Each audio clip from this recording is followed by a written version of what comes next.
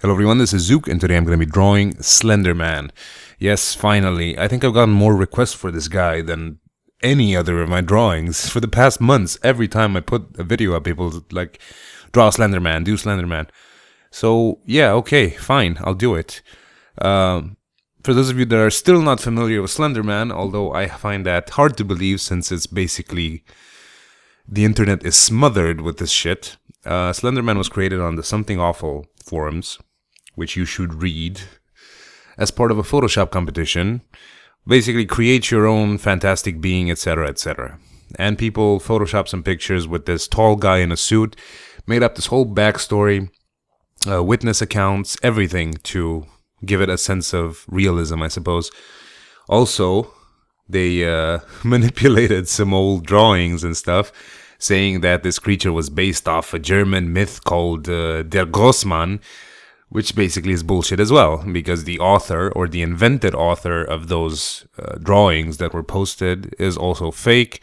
The drawing is photoshopped, etc., etc. So there's like a very complex backstory to him at this point, with witness accounts and all this bullshit going back to the 16th century, which is all pretty fake, actually, because, you know, this is basically, the Slenderman isn't really a creature in its own right. It's more about what it represents, and what it represents is something that's been present in our culture for hundreds of years, which is basically just another form of the boogeyman. And the boogeyman is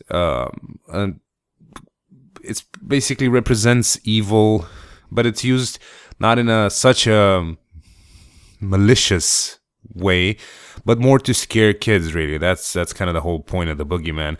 It's something that would, convince children in the past to do something that they didn't necessarily want to do, like go to sleep or eat their veggies, stuff like that.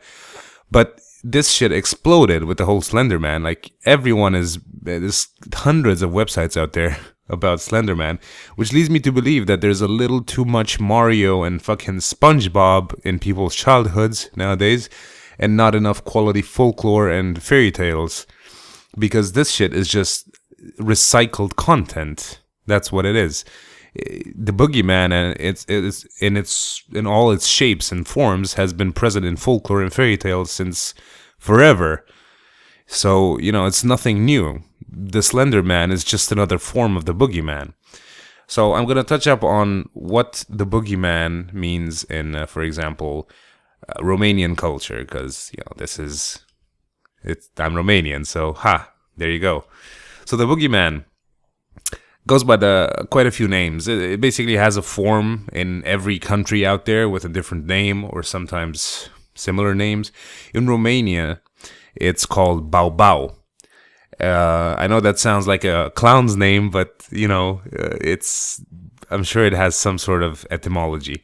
In a lot of Slavic countries surrounding Romania, it has sort of a similar form. For example, in Italian, it's babau. In Polish, it's bobo, not the clown. In Russian, it's buka. In Slavonic, it's bogu. A lot of alterations of this form. So, bao is basically the sound that you make when you want to scare someone, like boo. Exactly, the first part of the word boogeyman, boo, when you want to scare someone. So, it's part of, we use it on a daily basis. If you want to, frighten someone and take someone by surprise, you do bow, and they usually get scared. Especially if you have a voice like mine and you scream really loud. Works pretty well. So the boogeyman, let's see. Yeah, in Italy, it says here on Wikipedia, unfortunately I am using Wikipedia, in the Mediterranean countries, children that are misbehaved are threatened with the boogeyman. As I said, like, especially in Slavic and countries that speak a form of Latin, not a form of Latin, but a derivative of Latin. It's very popular to threaten kids with this sort of stuff. I don't know how it is in the US. I think you guys have something else. But we have something called the black man. In Italian, it's l'uomo nero, which is the black man. And he's in Italy, he wears a black coat, a black hood, something that looks kind of like death. Basically something that looks evil, something that would scare kids.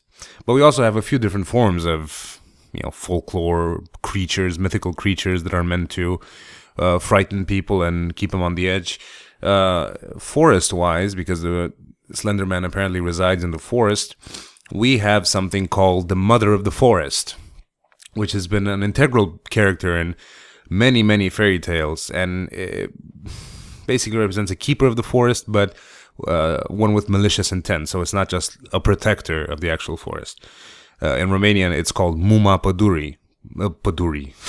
Muma Pădurii. Which, in direct translation, is the Mother of the Forest. And the Mother of the Forest is this really, really ugly old woman, basically like the Wicked Witch of the East, or whatever it was in English folklore.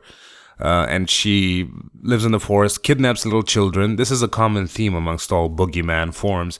They always kidnap little children, which is meant to, further strengthen the idea that kids should obey their parents, else the boogeyman comes from wherever he comes, like you're outside your window or from under your bed, and kidnaps you and kills you. This story with the Mother of the Forest is very similar to Hansel and Gretel, in the sense that she boils children and kidnaps them, enslaves them, kills them, etc., etc. So she has a general hatred for mankind and the fact that people hurt the nature around them. This is used to, at home at least, to teach children not to harm animals or hurt their environment, etc. Yeah, we have a lot of that stuff. And there's also, let me think.